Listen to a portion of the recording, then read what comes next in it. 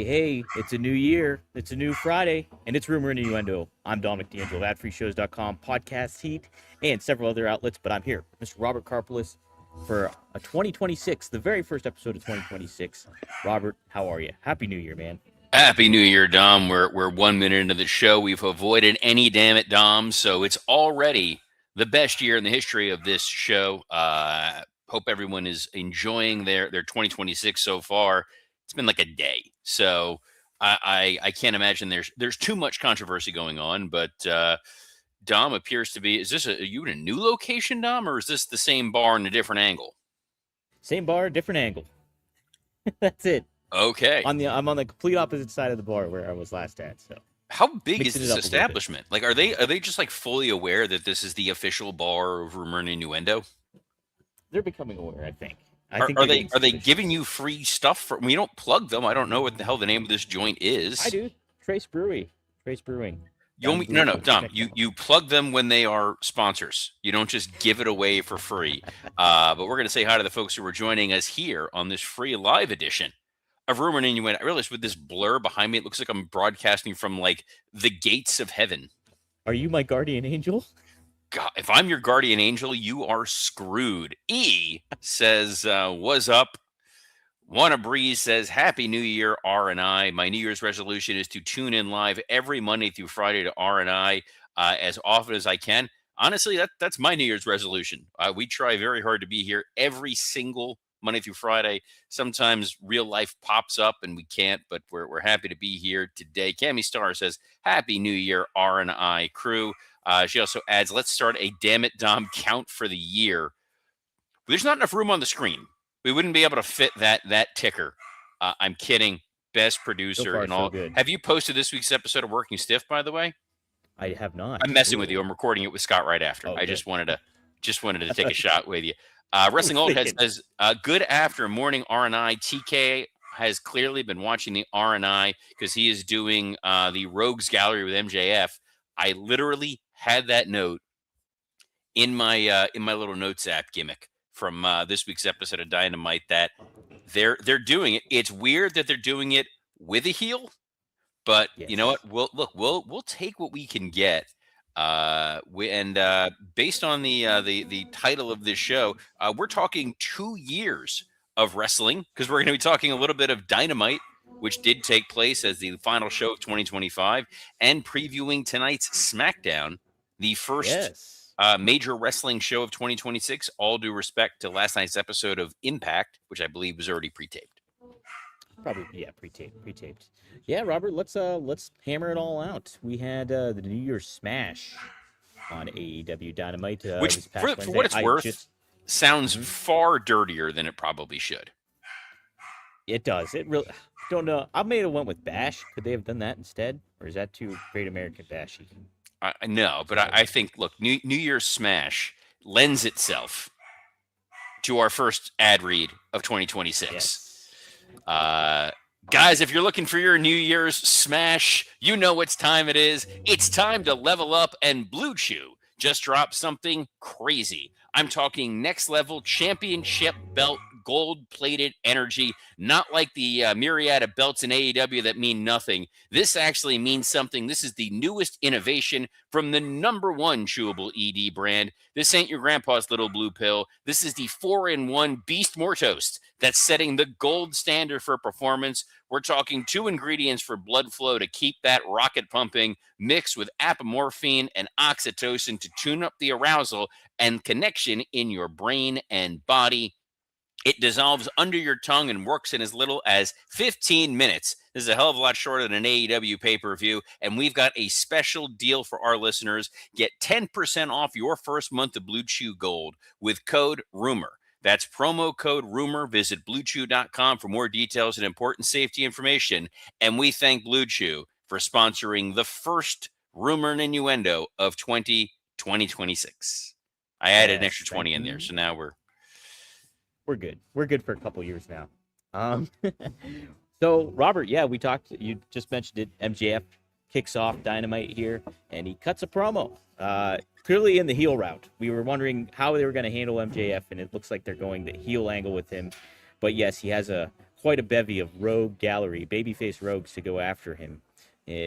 Starting off with Bandito, who did not get promoted until later on in the show about it. So, what did you think of all this, how it was executed, Robert? So the opening MJF promo was kind of what we said we were going to get from MJF, which is he's not a babyface, he's not a heel, he's MJF. He was going to go out there, and we were going to get a little bit of uh, a nice Foo Fighter shout out that it's Big Me, and he's got the big triple B. He brings out his title and basically says everything we expected him to say, which was, "I beat your heroes, I beat your main event stars, I beat your main characters. I am your AEW World Champion." Kenny Omega was pre-taped, kind of like those Kevin Spacey videos that he used to drop on Christmas that were super creepy. That's What a the vibe that we got. comparison. Like Kenny Omega should have been next to a roaring, crackling fire. I talked about this with Scott Chaplin about who should be MJF's first sort of big opponent, and we joked the worst decision would be Kenny Omega. And here it is. You can take the Blue Chew thing off, by the way. I know it's, I know it, and I know it came on Yes, strong, but it did. yeah, We let it linger. you had to let it linger. Anyway, Kenny pre-taped felt hollow and odd, and we don't know the physical condition of Kenny Omega. So the idea that we're going to see Kenny versus MJF at some point in time, it's automatically going to be I'm sure it's going to be a hell of a match. There's no way they can long term go with Kenny Omega, so it's going to feel a little bit like a lame duck program. Having Swerve and Hangman come out from the audience together as this two-man power trip was that rogues gallery feel. The walls are coming in on MJF already, and then they just beat the hell out of a bunch of security guys. This then led to the Ops, which set up a tag match for next week. So I'm fine with it. I feel like you told a lot of stories at once. The idea being we're going to get MJF MJF Bandito, not Beast Mortos, which will be the first sort of opponent. Hangman and Swerve are going to be handling the Ops, and then eventually they're going to focus on MJF. And at the meantime, you got Kenny Omega, who's ready and willing to go if he actually shows up for work. Yeah, I kind of felt a little differently when the Kenny promo popped up. I was like, oh, that is intriguing. Like, I think that's a good way to kind of, you have two, arguably your biggest names in the company in MJF and Kenny Omega for different reasons. And so it felt like that's the right step to take because you want to make it feel big and impactful as you move on in this year. And so I thought almost that was appropriate. I just don't, not necessarily a fan of like, hey, all these rogues are coming out and you just like announced earlier, right before everything kicked off, that Bandito was going to face MJF, and so it felt like an afterthought. And it's still, they just established it as an afterthought later on. I thought. The strange thing for me with Kenny is it feels like he plays hot potato with whether or not he cares about being AEW World Champion, and I think that's the disconnect that I have. So I'm gonna use a parallel of another part timer in Roman Reigns. Whenever Roman Reigns shows up, it is either I'm showing up as the champion, or I'm showing up to take the title, or I'm showing up to kick somebody's ass who's in my way so that I can then go after the title. Kenny feels like he's got different agendas. There's different things he's focused on. It's not always I want to be world champ, I want to be world champ, I want to be world champ. I did like that he acknowledged like this iteration of Kenny Omega is, I guess, the retirement tour Kenny Omega. I know look, we're probably years away. He's not going to retire in 2026, but the notion of, hey, I might not have that much time left, so I want to be world champion. Great. Let's see follow through with that. But that follow through would involve a lot of in-ring action, and I just don't know physically if Kenny can follow up. Yeah, that is the underlying question of it all. So we'll have to wait and see. Yeah, and it will. It all depends on the follow through with it. Robert, we did have a New Year's Eve Tornadoes Trios match. It was Tony Storm teaming with Roderick Strong and Orange Cassidy taking on, yes, our favorites, the Death Riders. That's Marina Shafir, Daniel Garcia, and Claudio going at it. And Claudio gets the win against Orange Cassidy with his patented European uppercut. So, liked the match overall, just very confused about the Death Riders. This is my fault. Watched, we talked about the pay-per-view, and I said, boy, this weird mixed nuts challenge match feels like something that should just be on Dynamite. I didn't mean both pay-per-view and Dynamite. I should have been more specific. It was fun. It was fine. The right person went over in this instance. The idea of Orange Cassidy and Tony Storm together doing something it's okay, but it's clear that conglomeration is shorthand, long word shorthand for we got nothing else for you. It's like, let's just stick all these people together and let them just do something wacky. And they're wacky.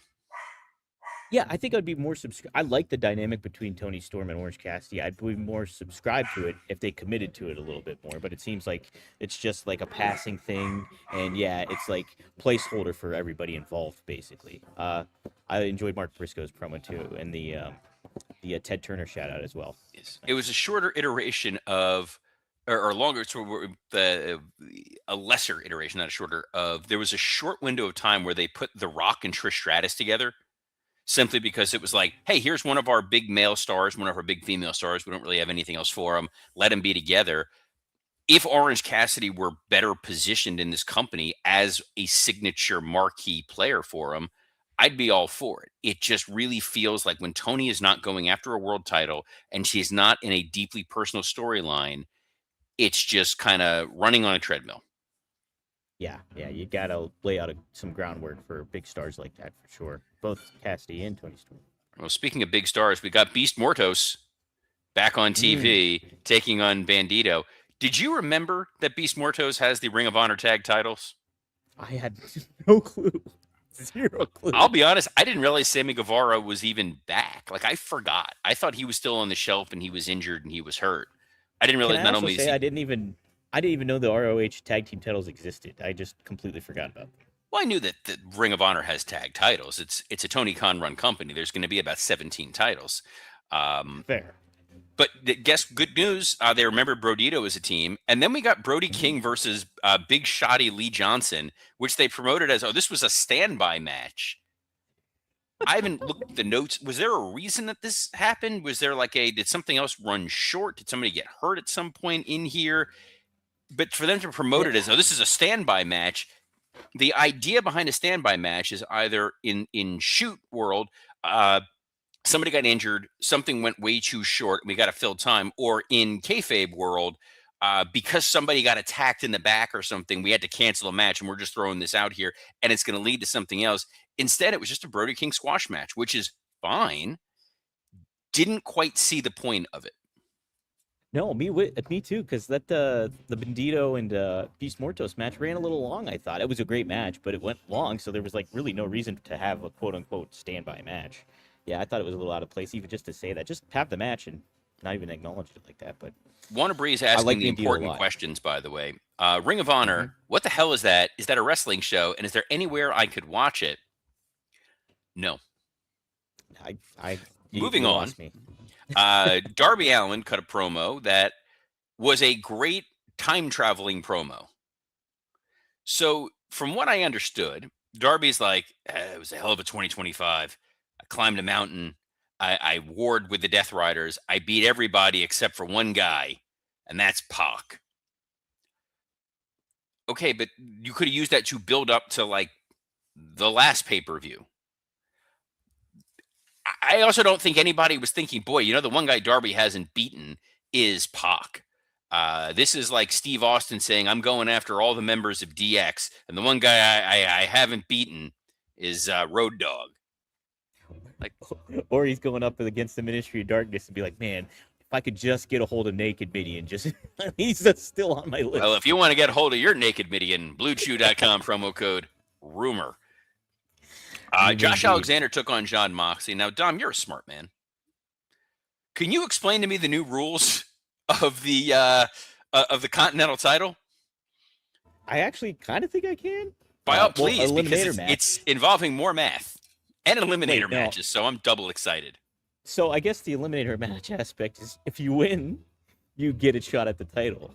But you don't necessarily have to lose if you're Josh Alexander. You can just go 20 minutes and still get a shot at that championship, that coveted championship. Now, as far as the Continental title goes itself and the stipulation to all that, I got no clue. You lost me on that. So it feels like a play on the old TV title, which you can ask your good close personal friend Arn Anderson. The rules of the TV title used to be they had to defend it every week. You had to beat the guy within, I want to say it was the first 20 minutes. And if you beat it within the first 20 minutes, you won the title. After 20 minutes, the title was no longer on the line, but the match would continue. So you could still win or lose the match, but you were not eligible to win the title. Here, it's an eliminator match, but if you last 20 minutes, even if you don't win, you then get a shot at this title. Dude, I don't understand it. I don't understand the point of the title. You need a reason for someone to care about being a particular champion. And if I'm looking, going, okay, there's a TNT title, there's an international title, there's a continental title, there's a national title, there's a world title. Why am I going for the one that has all these crazy ass stipulations for it? I'll tell you why. Because it's the Continental, so it's not just international. It's all the continents, Robert, including Antarctica. Well, if it was the continental, it would be an intercontinental title, so it would be able to go continent to continent. This is continental. This is just this one continent. Oh, So you're only okay. wrestling in the U.S. and Canada, as opposed to the national title, which was defended next, which was Jungle Jack Perry. He's no longer a boy. He's all man, damn it. That's why he wants real He's a glass. jungle man. Took on That's Richard O'Shea. Fine match. Yeah. Totally okay. Oh, sorry. I skipped over the most important thing on this whole show. Yes. If you watched Working Stiff and you heard our end of the year thing, I talked about Best on the Microphone. And Best on the Microphone, by far, the Sisters of Sid. Oh.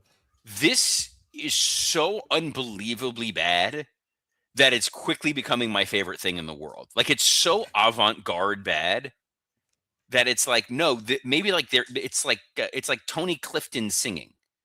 We're supposed to be in on the joke. Yeah. I can't get enough of this. What I can I get want him enough to go of, to the Grey Gardens route. Do Grey Gardens vibes more so. I think that would really hammer home the point of anything to that. What do you think? So Wrestling Old Head says that he went rather than Grey Garden, said that they're the twins in The Shining. They are neither. They are the vibe that I get from them is, you know, in Mean Girls when they do the Christmas pageant and they do the dancing. I hate to say this. I've never seen Mean Girls. By the way, not a, I hate to say it, like see it kind of. It's not a necessary. It's a fine film. It's not one you need to go out of your way to see. I just heard good things about it. I heard it's good. Things. It's like I was watching, you know, the Rewatchables podcast with Bill Simmons. Yes. Mm-hmm. So Bill Simmons, he comes up on my algorithm all the time on like YouTube videos and things like that. We would be on your algorithm more if Dom put clips up, but that's beside the point. He's a very busy man. He's got you know, ad reads for Rob Van Dam to do with Violent J and Vince Russo and the whole gang. But Bill Simmons, the number one movie he has watched the most in the last 25 years was Devil Wears Prada. What? Yeah. What? Part of his argument was it's his wife's favorite movie, it's his daughter's favorite movie, so it's just on a lot, and it's one you can just jump in at any time.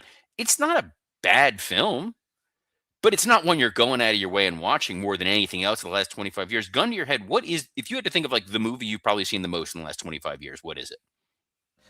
It's either Caddyshack or Jaws. Well, no, sorry. It had to have been coming. It had to come out in the last 25 years, not of all time. 25 years. Yeah. So going back to like 2001 to now was how they quantified it. Probably like Dark Knight, I guess. Dark Knight would probably be a top one for it. Probably Dark Knight or Social Network. Anchorman would probably have to be up there. I've seen Pitch Perfect more than a grown man probably should have. I love that movie unapologetically. It's one of my all-time favorites. Skylar Astin, by the way, huge WWE fan. Let's get him on the show. He's been on Working Stiff before. All right, let's get him on here. But instead of that, we got a Death Rider promo. Ugh. So this was like, you know, rather than peanut butter and jelly, it was peanut butter and halibut. John Moxley is still trying to be this like, I'm the babyface guy who's going to defend Shelton Benjamin. You want to face me for this title? Go ahead. And here are all the heels. So we're going to talk about all the heel stuff. I don't get it. Hey, we missed the headline here, Robert.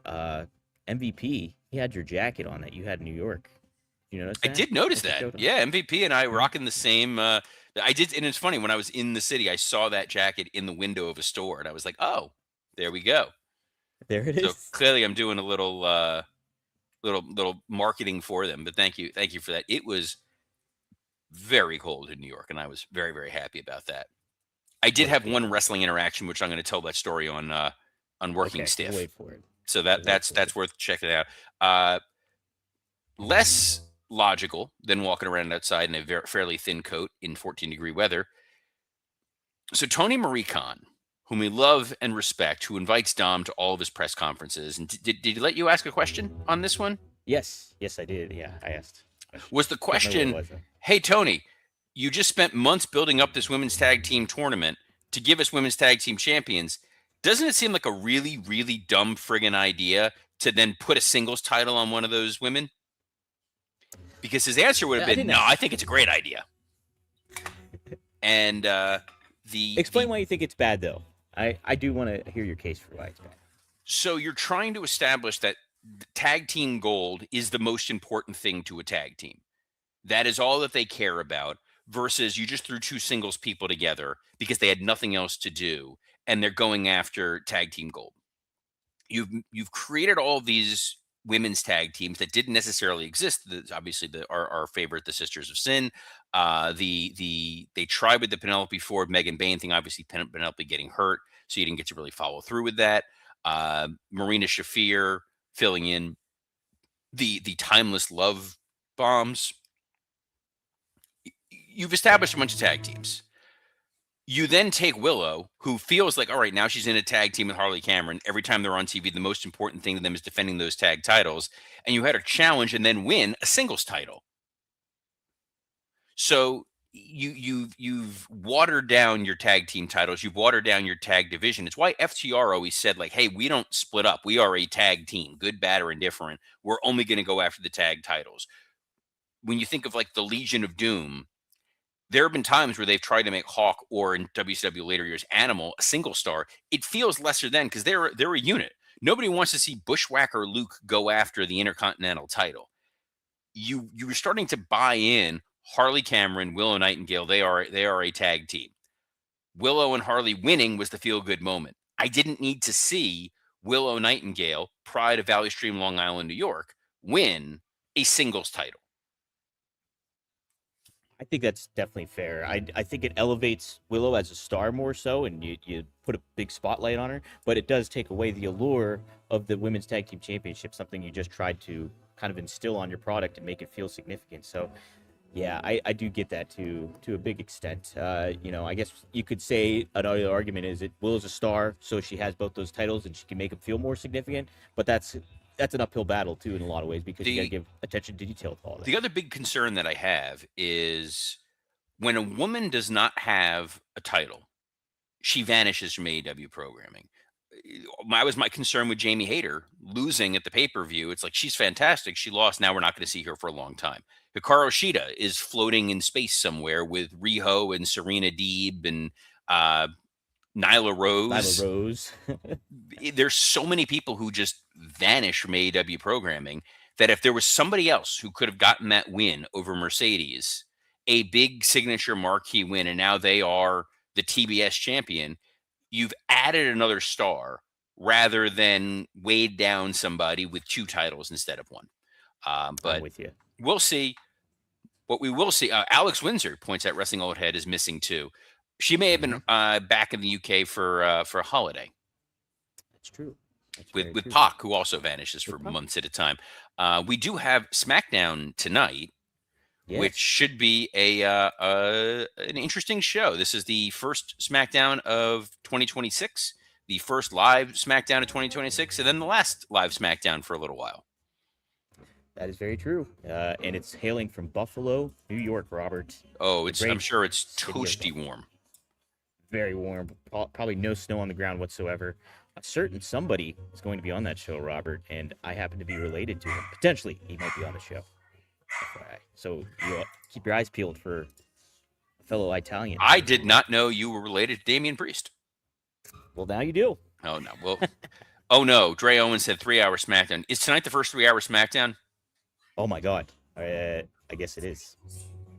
Didn't think about that. Damn Not it. needed.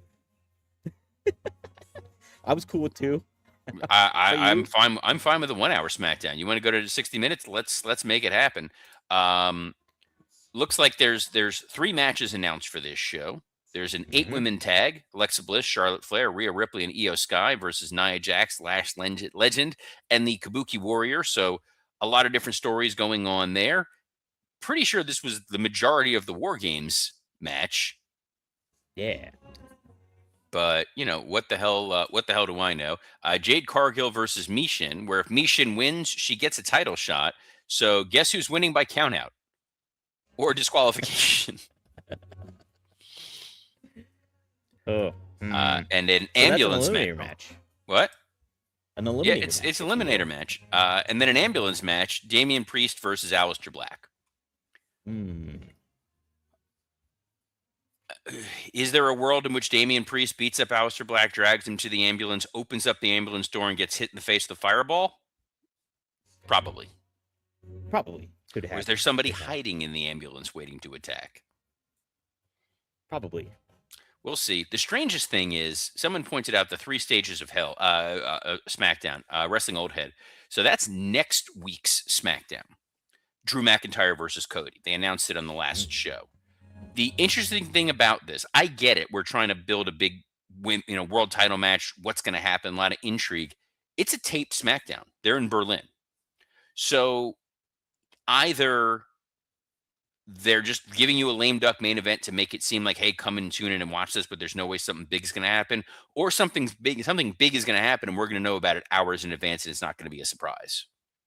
Correct. Yes. So interesting choices on their part. One choice that's not interesting, but essential.